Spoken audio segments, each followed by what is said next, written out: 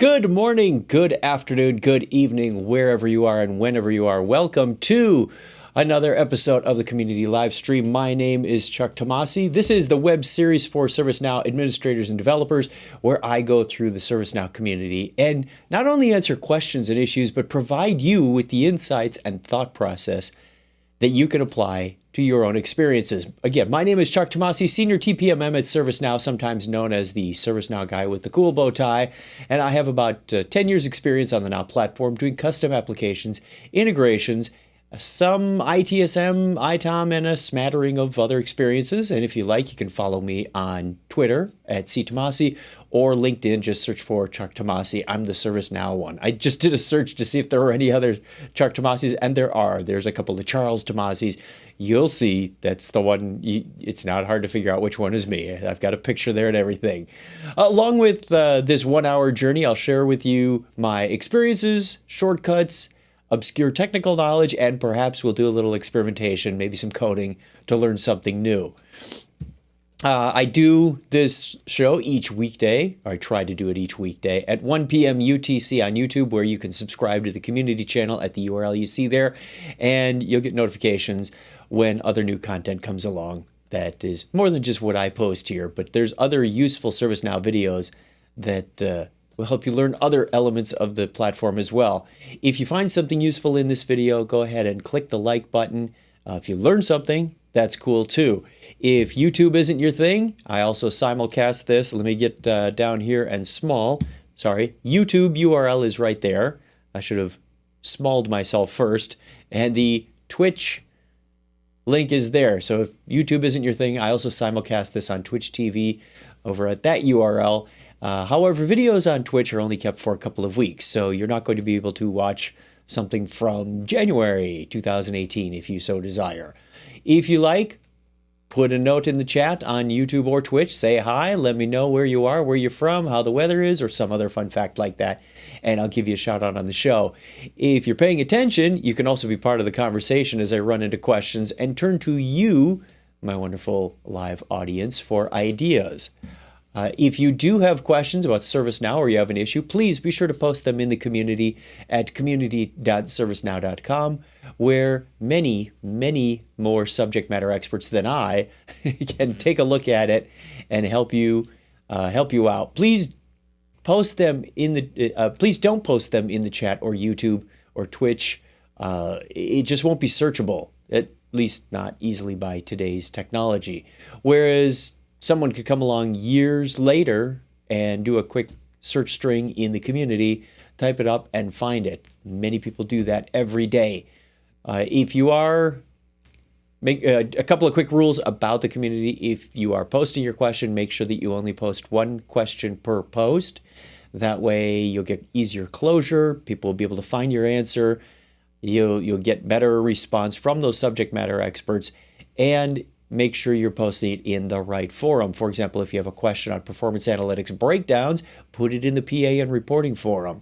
If you've got a question on discovery, put it in the ITOM forum, that kind of thing. Also want to remind you that I encourage you to go over to developer.servicenow, where you can get a free personal developer instance with one of the latest releases on it. And with that, you can do many things, such as prototype ideas in a safe environment away from your corporate instances. Follow along with the free learning paths that are also available on developer.servicenow.com to expand and hone your developer skills. Have access to the scripting APIs and technical best practices, so you're doing the right thing to make your instances future-proof and upgrade-proof. And if it all goes sideways, you can always wipe it and start over, or throw it away and reclaim another instance. It's a pretty easy way to do that. You can also find more information about developer meetups. I'm going to put those on the screen here real quick. Let's put that title away, get the meetups on there. There are a number of meetups in around the world. Here are just a few of them that I found over at meetup.com, but they're also posted on the developer site as well. Developer meetups let you learn more, grow your network. We've got one in Phoenix coming up this Thursday. Looking forward to it. I'm going to do the live coding happy hour kind of thing. bring in a problem. I don't know exactly how I'm going to solve it. I want to bounce ideas, design questions, and coding questions, and import sets, and get that information from the live group that's there so that we can all learn. And I find that extremely valuable to gain insights from other people. I've got some ideas of how I want to implement this feature on a personal project that I've got, but I want that feedback as well. And you can do that as well by going to one of these developer meetups. They're a really good time. Other events include, if I'm on the right keyboard, other events include the ones you see there, as well as those at ServiceNowMeetup.com, or excuse me, ServiceNow.com/events.html. You see that in the light green box down there. And I constantly post events and news stories on LinkedIn. So again, please follow me there and I'll get you more information. You can see June 19th has a couple of 3 events. It's going to be a busy day tomorrow. We've got a workshop series in Sydney. We've got something in London. We've got stuff all over the world. If you go over to the ServiceNow meetup, the ServiceNow events page, I got to stop doing that. Go over to the ServiceNow events page. You can find, you could do a search by geo, such as show me things in Latin America, North America, etc. You can do search by date. I just took a few that were coming up in June. There's not much June left, so you might want to look ahead. You can read more. You can register for these things. For example, if I want to do the roadshow in London, I click register, give my name, and I'm in. Easy as that. So servicenow.com/events.html. Okay, I think that takes us through the announcements. What do you say we get started with the community? I think that was almost record time. Wow, that was pretty cool. Let's see. I've got to switch one more screen over here. Just a little bit of housekeeping before we get going. Live streams appear to be working. We've got people watching on YouTube and Twitch. So hopefully the announcements are going out. I'm just going to verify that on my phone.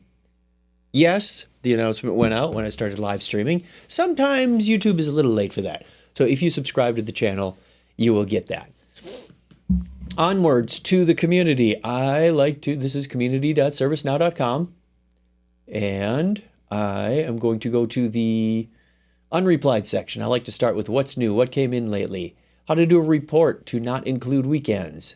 That's an interesting question. Let's see what the requirement is. Could you do a filter on the date? I suppose you might be able to. Hi, all. On our incident table, we have added a new field called last commented.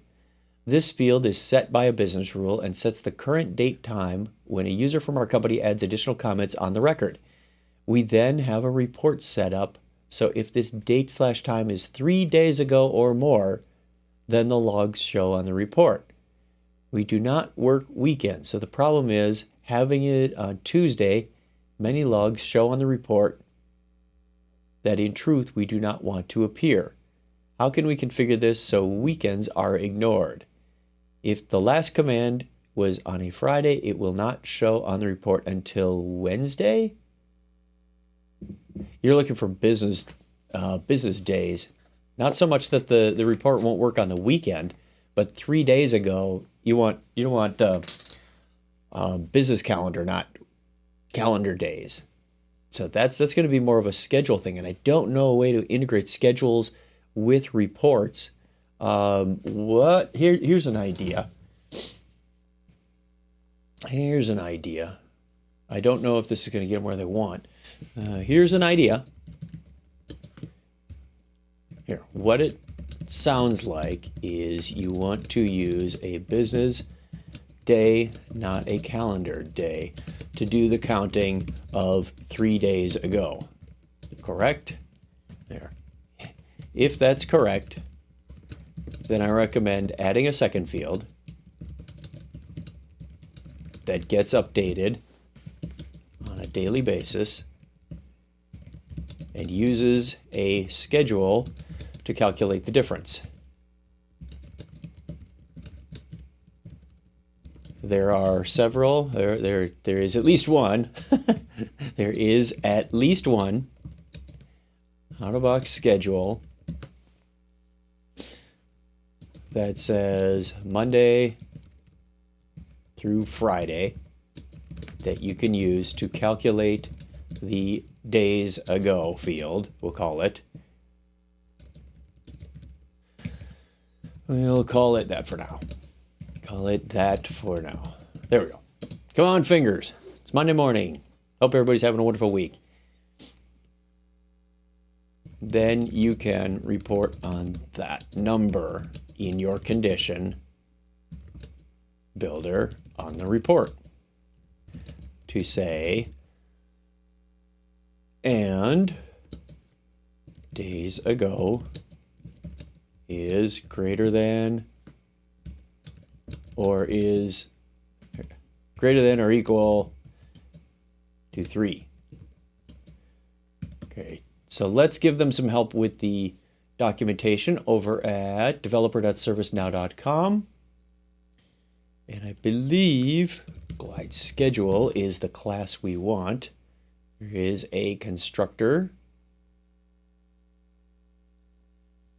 There are all kinds of examples of how to calculate using the schedule. So there's a schedule, there's a duration, end date, start date. It will return a glide duration, the difference between starting and ending time. Let's start them there.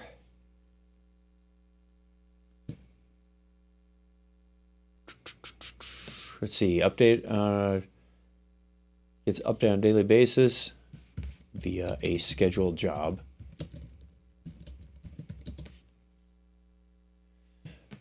Developer glide schedule.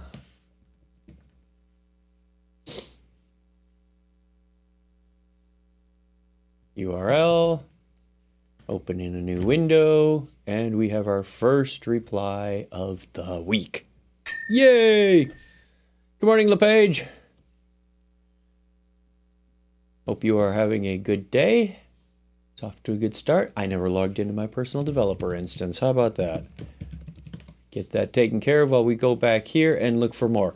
Apply ability to filter out tickets with a certain tag. I know you can filter on a tag, but can you filter without a tag? That's an interesting question. Is there any way to filter tickets when filtering tickets that you can filter out tickets with a certain tag? When in the filter, when you select tags, you only have the option to select has. On the column, there is also no option to filter in or out. Really? I hadn't noticed. Let's look at incident list. We'll take the open incidents. Incident is a good proving ground for a lot of things. And let's say, and tags should be down here. Tags. What are the options? Nope. Let's see, is there one tag to Chuck? Probably not. I don't want an and. I want to run. And we'll turn on the tags. Record tagging was covered in our June 6th episode 53 of Tech Now. So if you want a little more information on that, you can do that. Let's tag this one. Whatever you tag from the list. Yes, you can. Let's tag that one, Chuck, and we'll tag this one, Chuck. And here we are.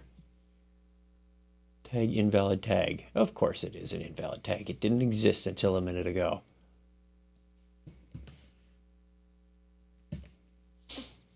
Tags is Chuck, run. Of course, that will let you include, but she's looking for exclude. So could we do, can we tweak the, what does the query look like? Systags sysID equals. So there is a tag. No, it's the way that this encoded query is put together. Look at, well, I'll show you something. Let me go to the text editor because you can see it a lot better. This is thanks to Ambrosia for allowing me to discover that this double click feature is available, at least on the desktop. Let's bring up the text editor. I think I closed everything from the last few weeks. And here's my active true. This is an encoded query. If you're not familiar with encoded queries, this is the way that the system stores a meta query. We're not actually querying the database with a SQL statement yet. We write this database independent query and store that for conditions. We store that for populating fields. It's used all over the place. And there is a reference page on docs.servicenow.com about encoded queries.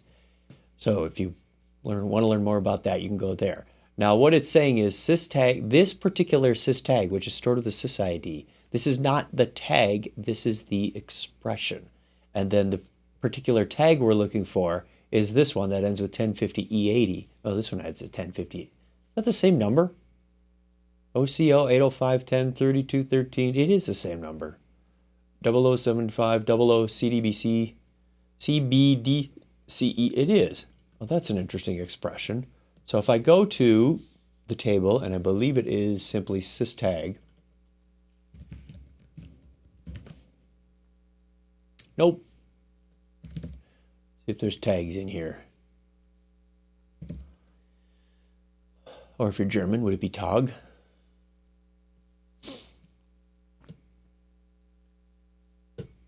Tags list loading. There is my chuck, and if I hover over that, I can see that is the sys_id of the one that was in that expression. No, I don't see a way to do that with list v2.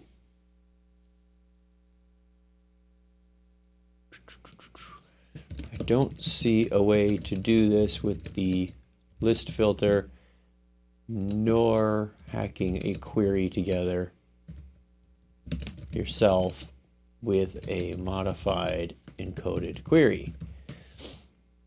When I tagged a couple, oh, wait a minute. What if, I'm overthinking this. What if we went back to incident, go back to my open incidents and redo that filter and say, I want to try this. Let's see if we can hack this. Tags, chuck.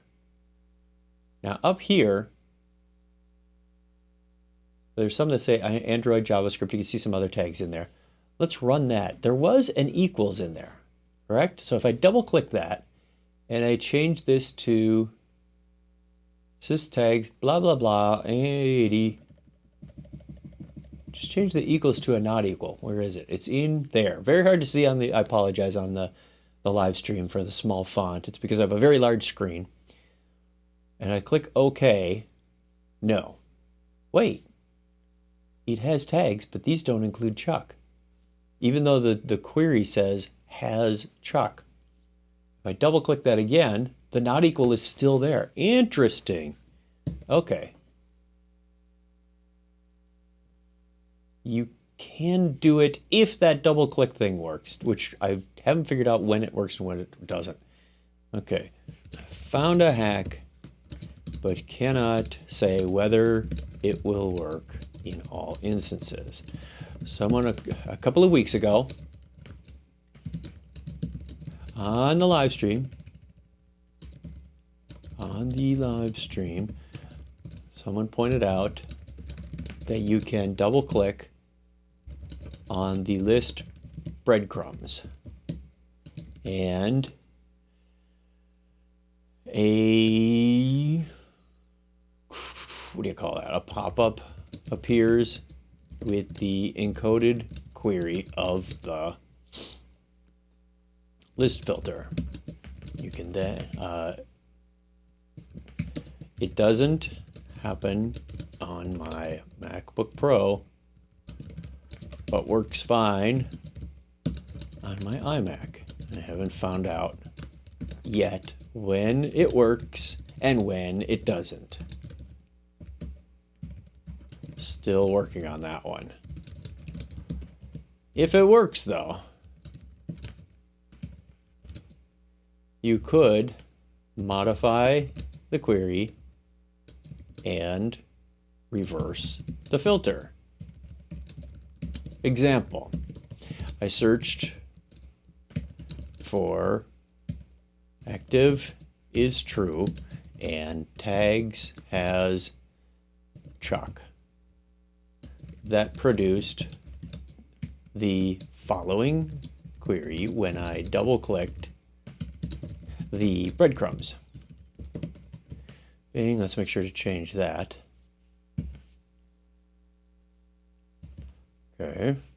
And I can also show a picture of that. Tick, tick. Change that from equals to that. Take a picture. That did not take a picture. Take a picture. There we go. Get a little context in there for them.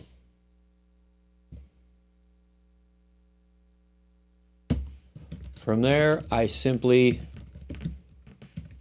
put a not in front of the equals to reverse and say not equals, and got all the records with tags, but not the Chuck tag. Let's copy that.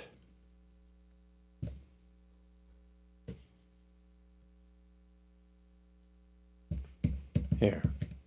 I also clicked click OK and got that. So there. Let's make that bold so it's a little easier to see in the context of what we're doing.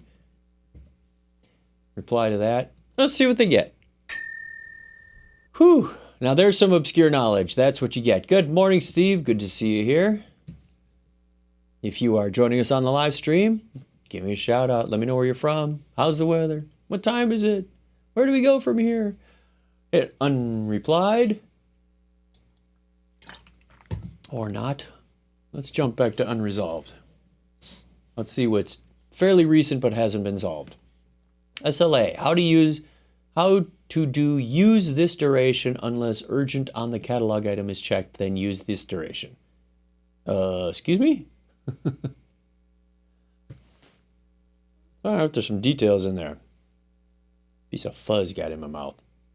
SLA, how do you use this duration? Looking for a way to do this. I have a catalog item. On there is an urgent field, yes or no. If it's no, I would like it to just use the SLA I've defined for it. That works just fine. However, if urgent variable is yes, would like the duration to go from 40 hours to 8 hours. Can't seem to find a way to do this. I can dot walk variables, You've got to assign two different. You need two different SLAs with two different conditions and durations. It's the same idea as having two SLAs for P1 and P2 incidents. Two different SLA definitions.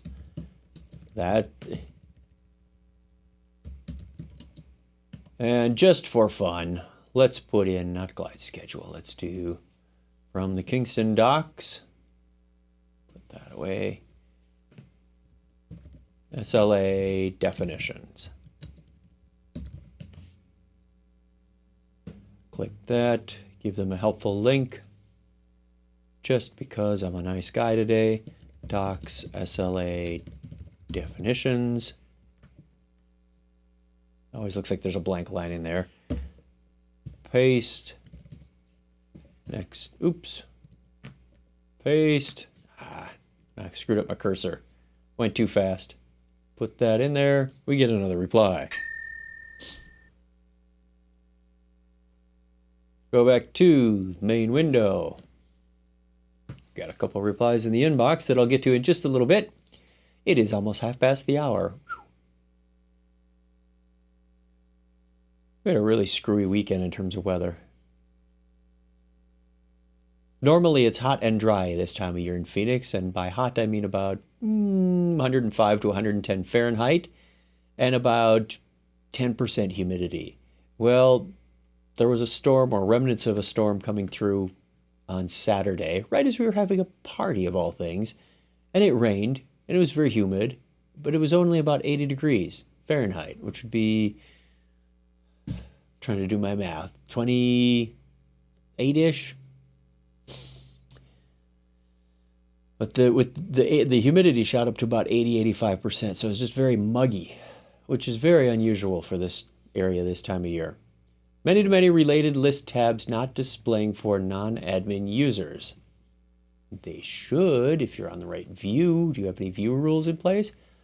Cannot figure this one out. Non-admins cannot see the M2M related list tabs. I've confirmed the related list loading in the user setting is set to with the form. I've ensured the omit if empty is not there. Has anyone come across this before? Do you have views? Are the end users looking at the same view as the rolled users? Check the upper left of the form by the menu and record title to see if there is a difference. Excuse me. Examples. Let's go to this one, which is incident. And it will have default view. Come on. Give me that picture. Control. My fingers are just not on it today.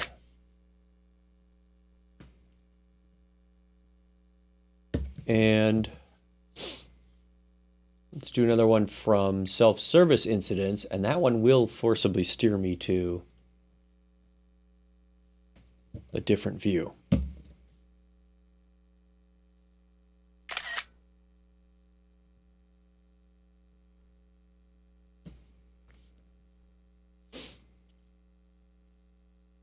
That could be. I'm not going to say that is the issue, but it could be.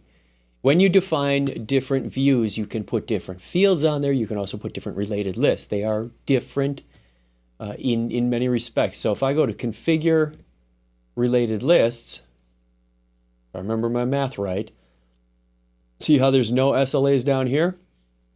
But if I simply go to incident open, which is a different view, because the definition of the module is, in this one says, I will go to the self-service view. I go to this one and open the record. I have related lists, SLAs, approvers, affected CIs, lots of different things. Versus going to self-service incidents, which forces me to the self-service view. And in that case, I have configure related lists. Come on, drive the menu properly, Charles. Configure related lists. And up comes the list of related lists. I don't have any related lists configured for this view. That's the key. Views are generally specific to a role. So if I've got an admin, they may see a lot of information. If I've got an ITIL role, for example, they may have a moderate amount of information to do their job. They don't have all the details about every field in that record. They don't need that. It would be confusing. It would be scary. And the end users, you don't want them to know all the details. Sometimes you don't even want to know who's assigned to this ticket. So you can hide that from them with a different view and say, oh, you don't have any roles, therefore you get the ESS view, the self-service view. It's minimalistic. It's appropriate for your role or your non-role, as the case may be. And by the way, you don't get any related lists either. So views have a very useful purpose for tailoring the information you want to present to those people. Using orchestration, move users between OUs. That should have gone in the ITOM community. So, or the ITOM forum, excuse me. I am not going to get into that. I don't know orchestration enough to guide that person. Same SLA should be maintained. Curious? Let's find out what this is about. In my org, SLA is defined as such. If an incident is raised via chat/module default assignment group, a service desk and priority is new. Service desk will investigate by making the status to in progress. From here, 2 SLAs will be initiated. One is P3 response and P3 resolution. Response will be completed once state changes from new to in progress. Response will be completed. Okay. Resolution will be initiated when state changes from in progress to queued.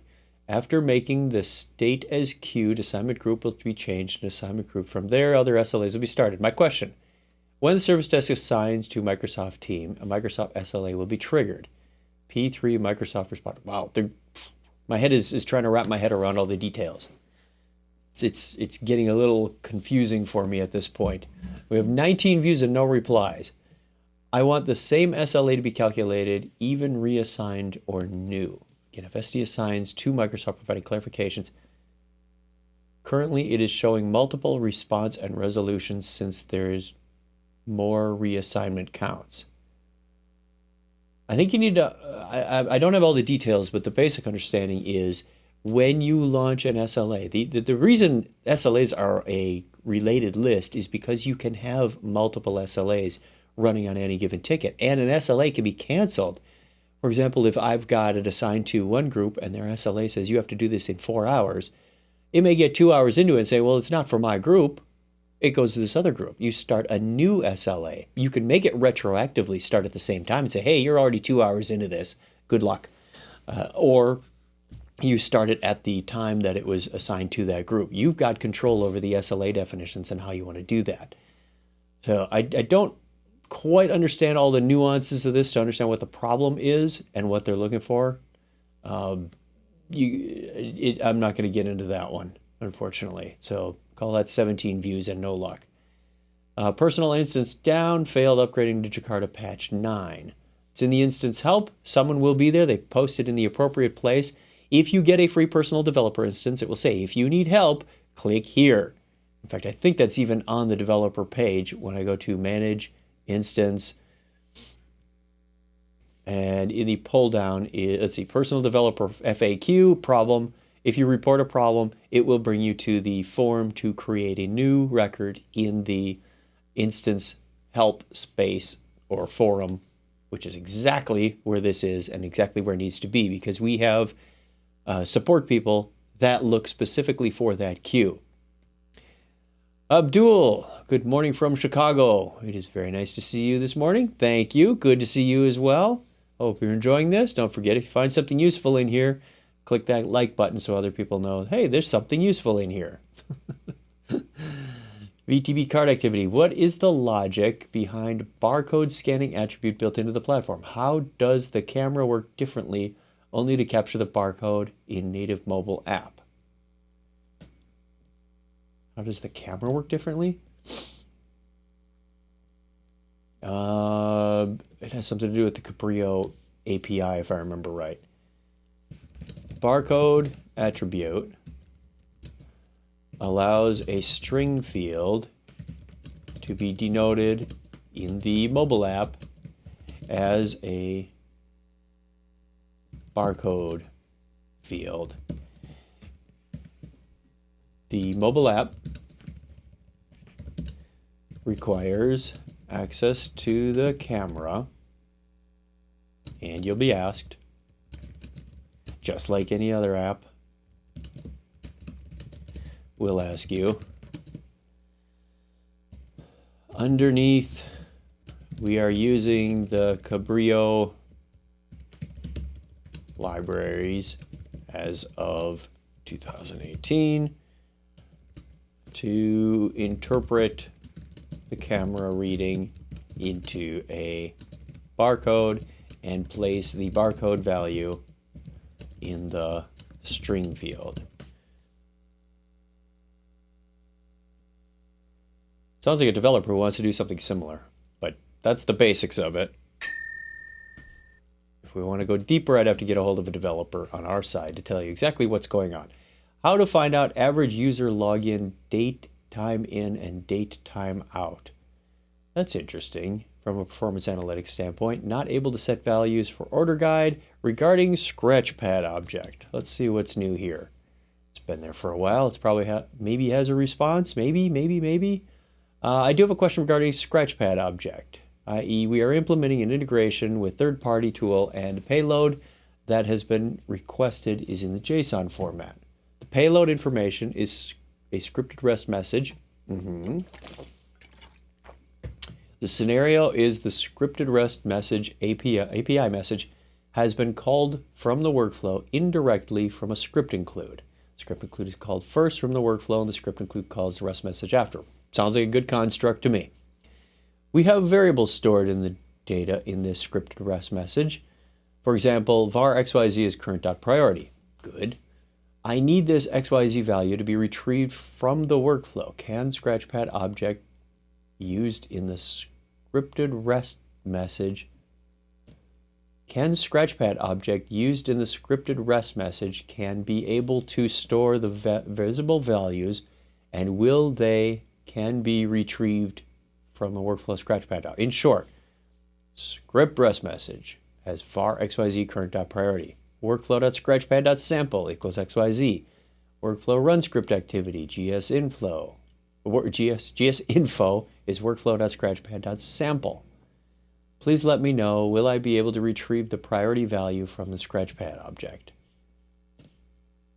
The workflow has access to workflow.scratchpad, but the scripting don't assume the script include does.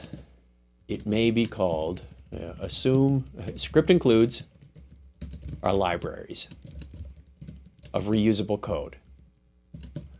If you make assumptions and start using current.this and workflow.scratchpad.that, you are removing the reusability component. Capability, feature, asset, what's the word I'm looking for? The reusability, the value of reusability, we'll do that. When you can't look for the right word, rephrase it. Reusability for that code. Pass the information you need in a function as parameters, such as calling a script include function.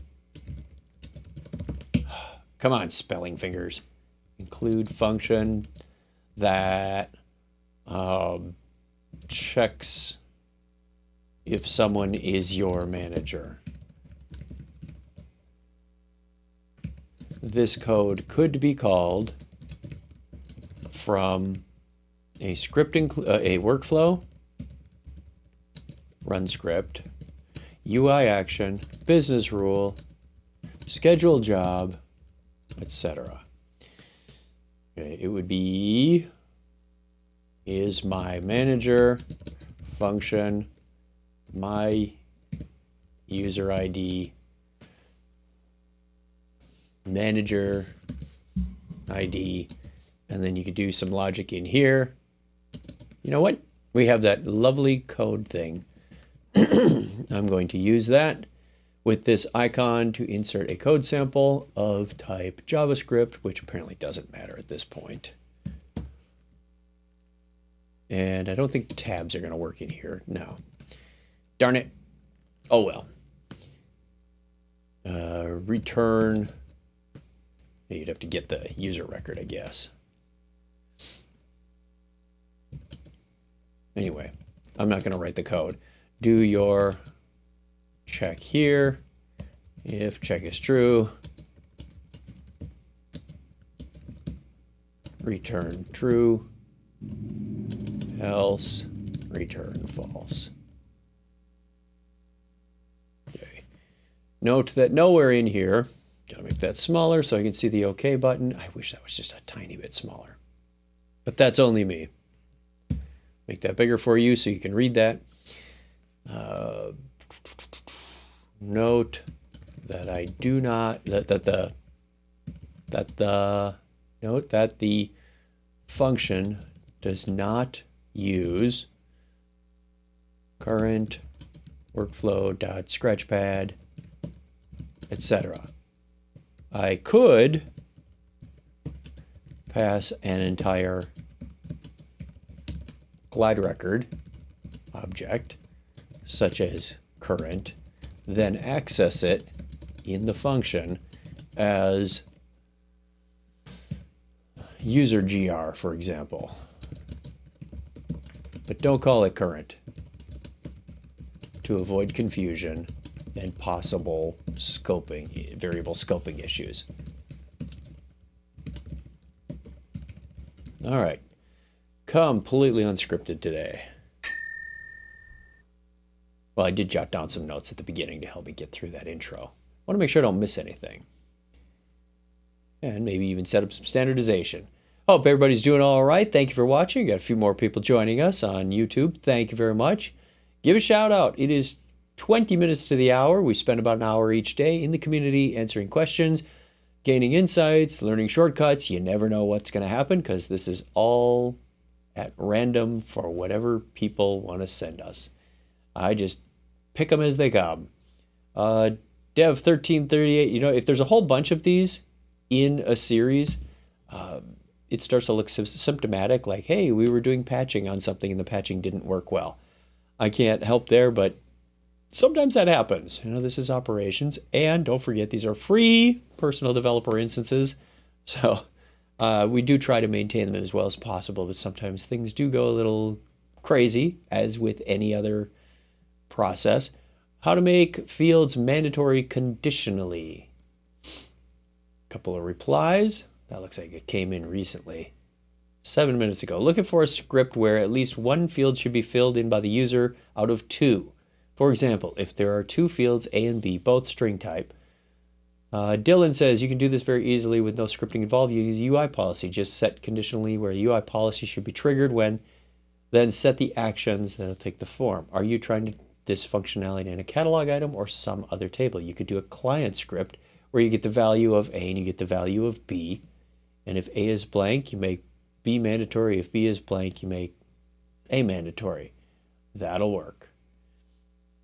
Could you do that with a UI policy? Let me look. Let's go to configure UI policies and say if, let's just make up a crazy situation.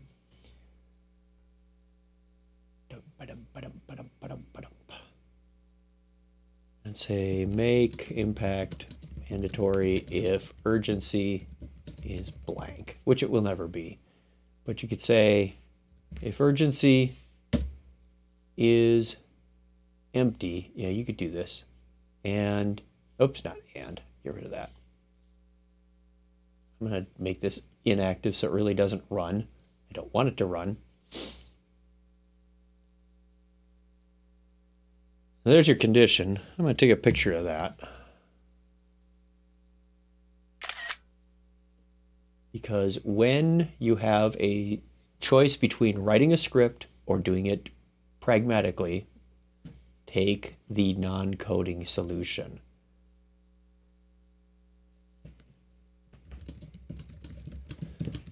You have a choice between writing script or doing this. What's the other word for pragmatically? Declaratively. AG, no code, i.e. no code. I don't think declaratively is a word. It is if I spell it right. Take the no code option. It's easier to write and maintain. Example of what, what's his name, Tyler? Dylan. Dylan, I knew there was a Y in there. Wrote your UI policy for one of the fields will have a condition like this.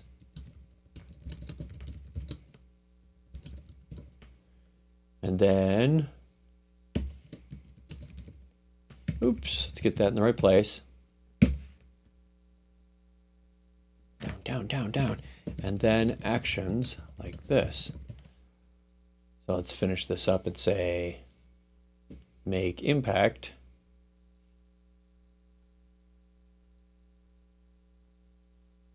mandatory, true, go. Yeah, there's you leave alone. We're not messing with them. Wait for the related list to load and take a picture of that. Click, paste.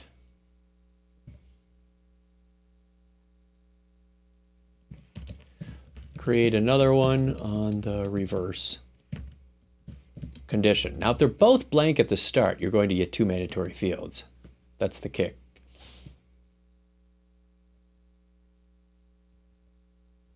Where impact is empty, make urgency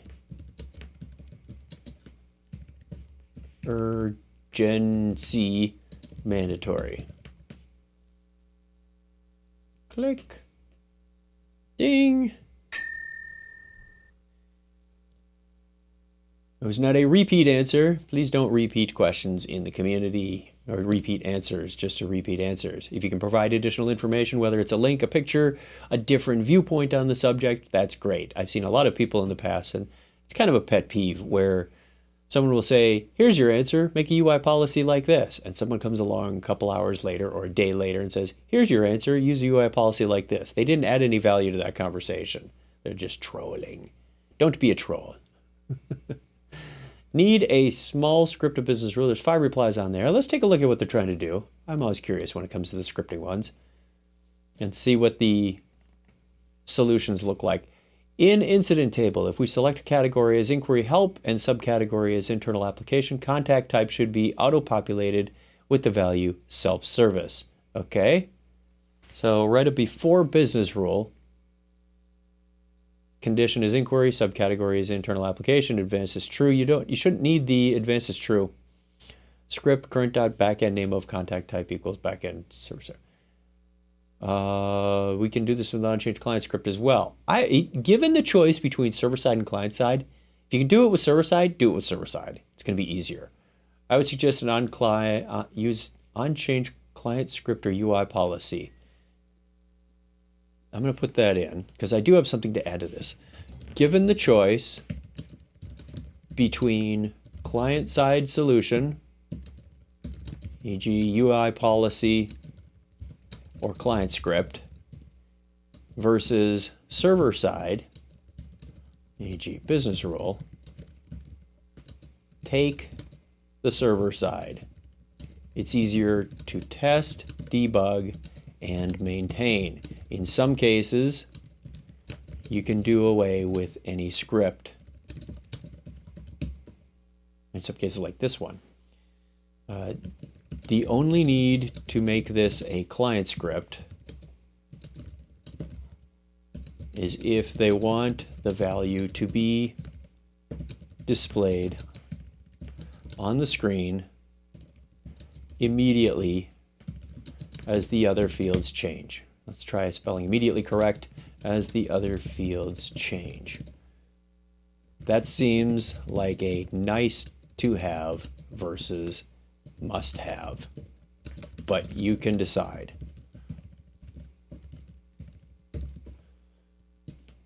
Per the example above, you don't need to make this advanced. You can set values yourself. You set values without script. So I would do it more like, let's delete that UI policy since we don't need that. My incident table already has enough artifacts all over the place. Let's go to incident open, configure business rules. It's not there. I got used to list v3, configure business rules. And we'll make another one. What were their conditions? Well, we wait for that to come up. Wow. There we go. Category is inquiry help. Subcategory is internal application. All right, I'm going to write that one out because you can, the point I want them to focus on is the non-code part. It's on the incident table. We'll leave advanced off. When to run is category. Taking forever for these forms to load. I'm having a slow day. Choose input, click. Category, there we go. Category is inquiry help and subcategory. I don't know if I have the matching subcategories in here, but we'll just say it's internal application. Oh, goody. Okay. Take a picture of that. So when to run looks like this. Oops, we want to do insert update. Be complete with our help. Take a screenshot of that. Put that in there.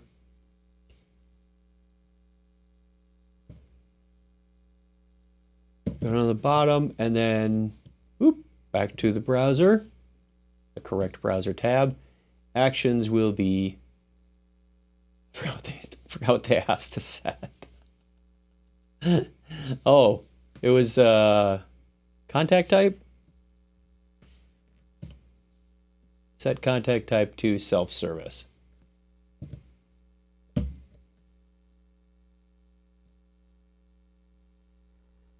think that's what they said. Come on, cursor. Let's just verify that real quick. Contact will be populated with self-service. Yes. Go the no-code route, Luke.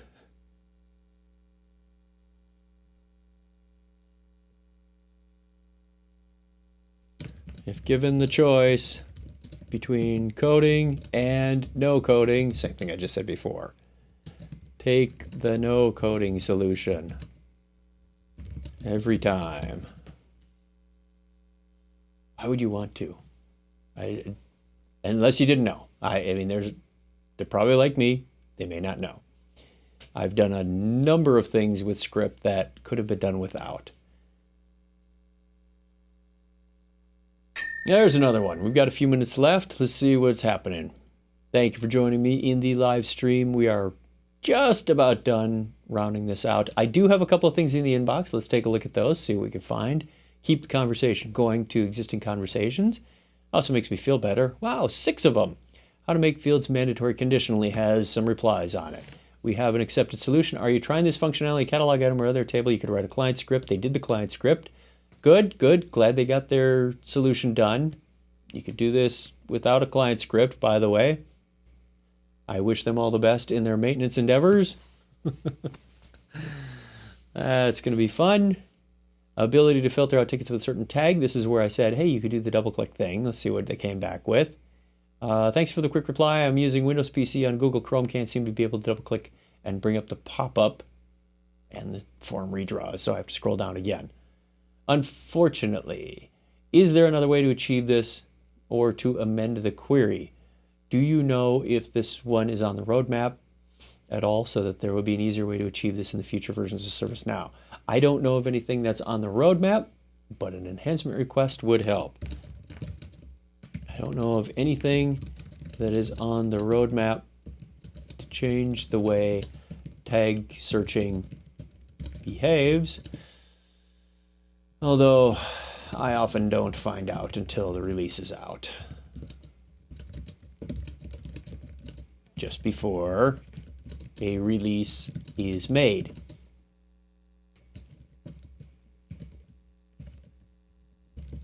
I invite you to do the enhancement request. The only other option would be to tweak the URL. Would be to tweak the URL on the sysparm query equals part to do what you want. That's a bit fugly. Don't know if everybody's familiar with that term, but you can probably figure out what it's a contraction of 2 words. Jacob says, SLA use duration unless urgent. And I said, you got to use 2 different SLAs. Thanks for the reply. I thought as much. Got any clever ways of accessing the variables on a specific catalog item so I can use it in conditions? Good question. Now they were saying, is it urgent, yes or no? Is that what it was? I don't, but in this case, urgency to to access variables.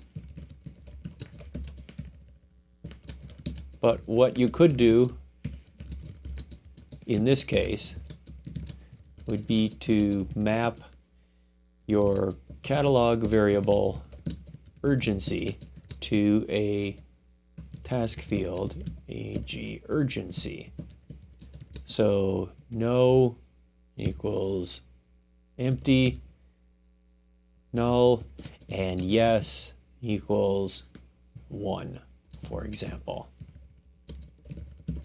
That way you have access to the field urgency to drive your SLAs.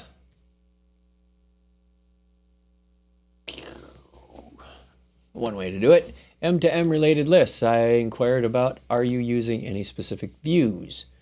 And they replied back, show replies. Thanks for the response. Sorry, I forgot to mention that I did confirm the views were the same. Well, that's intriguing. Next step I would take, I recommend, is to go to System Diagnostics and turn on, what would help find the related lists that are missing? Debug something. Not debug all, that's just too much information. Maybe business rules, log, SQL, security. Debug security might help. Debug security, debug logs, debug business rules, and see one by one, so you're not overwhelmed by debug output, and see if anything shows up there that might shed some light on it. Keep that going. Reply to a reply. Ding, I love it. This instance is down for more than 2 hours. Can anyone please help? And I said, hang on, people are watching. Don't worry. Good to know, they said. Wonderful. Apparently I still have 3 responses out here. I'm not sure why that says 3. Let's refresh that page. Coming up to the top of the hour. Thank you very much for joining. There's 1 and 2. Report to not include weekends. We're getting a lot of replies on the stuff that I talked about today. Thanks for the above. Can I just check I have my understanding correct? I would create a second field on the form. This would hold the number of business days in the days ago field. Then a scheduled job would run, let's say overnight, and calculate the difference between last commented field and the current date time checking if the business day, if it is a business day, and if so, increment the days ago. You don't have to check if the business day. That's what the schedule does. Check if it's a business day. That's what the schedules do. Essentially, your logic is correct, but you aren't doing the incrementing.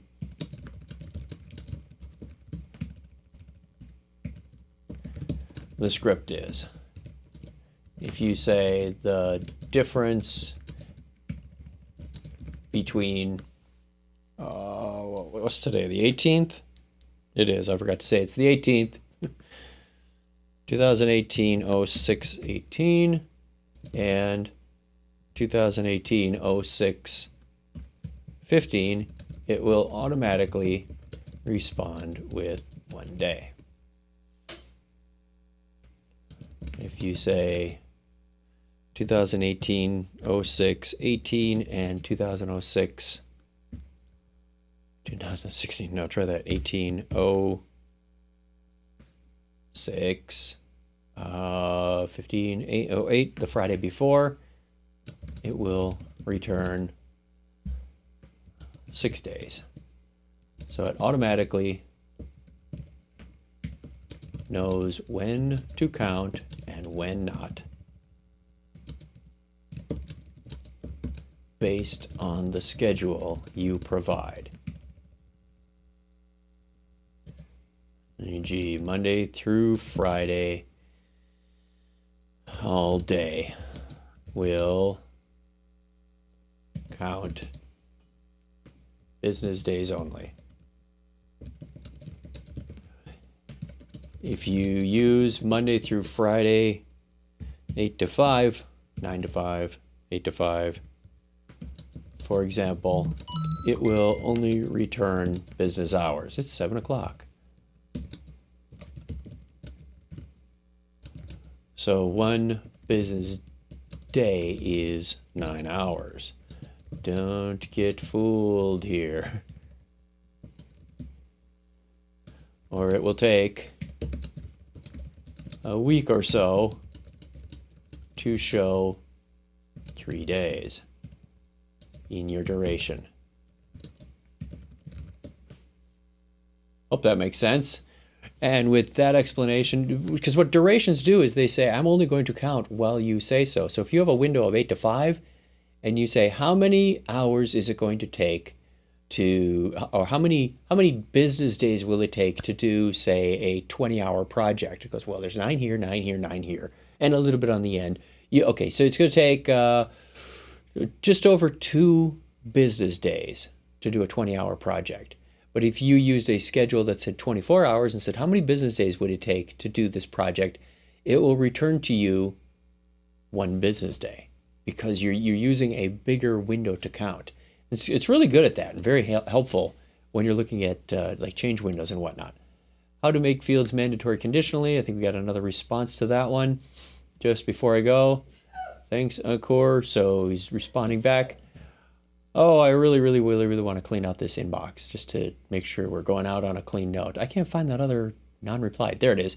Missing columns from incident. Oh, that was the one from last week where they were doing an integration with Azure Data Factory. And I don't know enough about Azure Data Factory, but for whatever reason, when they go through the REST API Explorer and say, give me the fields for this, it returns fine. When they go through Azure Data Factory, they're not getting all the fields.